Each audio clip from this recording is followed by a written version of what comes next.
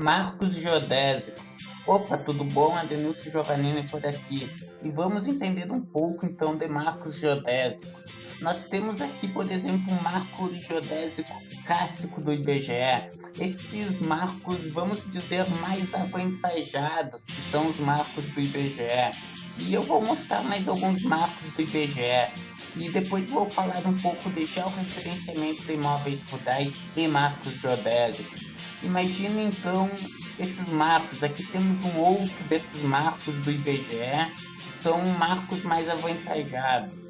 Um ponto para estar na rede geodésica do IBGE, ele não precisa ser exatamente materializado por um marco.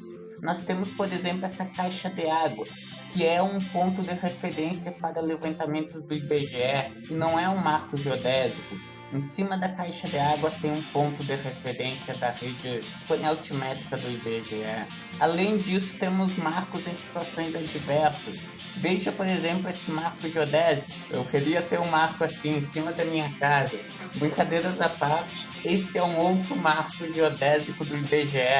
E ele está, sim, em cima de uma casa. Existe uma armação e ele está nessa posição. Além disso, quando se fala em marcos geodésicos, nós temos aqueles marcos cársticos.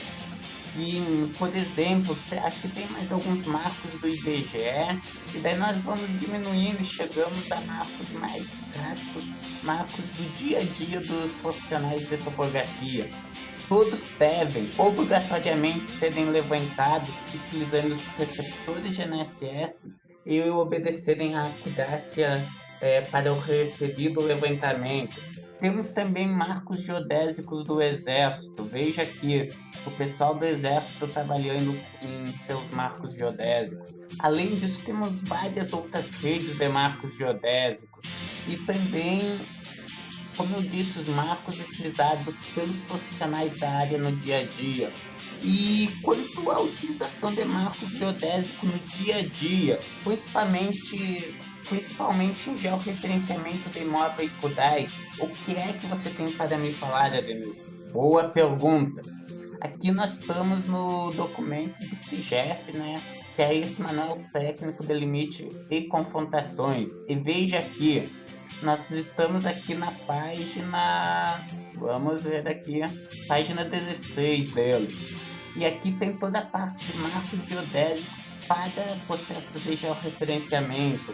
E que tipos de marcos geodésicos que você pode utilizar? Marcos de concreto, por exemplo, que deve ter uma armação, aonde que esse marco deve ter a proporção de 8 por 12 por 60. É esse marco aqui clássico, aonde que ele deve ter 50 centímetros enterrado no solo e 10 centímetros acima do nível do solo. Além disso, também podemos utilizar marcos de granito na mesma proporção, marcos de ferro, que nem esse marco aqui abaixo, de 80 centímetros, 90 centímetros, desculpa, de altura por 4,5 de diâmetro. E além disso, também marcos de materiais sintéticos, aonde que também nessa mesma proporção, 8 por 12 por 60. E quanto a plaquetas, todo marco geodésico ele deve trazer uma série de informações técnicas para que quem chegue até esse marco geodésico consiga obter uma série de dados, consiga também qualquer coisa conversar com a pessoa que instalou esse marco. E isso, quando se fala do IBGE, todo marco geodésico deve ter uma plaqueta.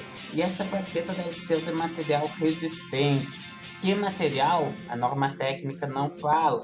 Porém, vejam aqui qual que é a estrutura dessa plaqueta. Ela deve ter esse formato aqui para que não saia facilmente do marco, assim como os marcos geodésicos também. Veja esses aqui que são de ferro.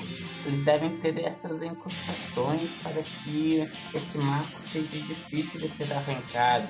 E a mesma forma, esses marcos de concreto e demais materiais têm esse formato que torna mais difícil de ser arrancado do solo. E voltando aqui para as plaquetas, então, toda plaqueta deve ter o ponto onde vai ser obtidos os dados, o código do credenciado e o código do vértice. Lembrando que esse vai ser um código único desse vértice para esse credenciado. E com isso você poderá fazer levantamentos, aonde que normalmente pontos levantados para processo de georreferenciamento têm uma acurácia melhor do que meio metro, utilizando para isso normalmente o método estático rápido ou até mesmo o método RPK.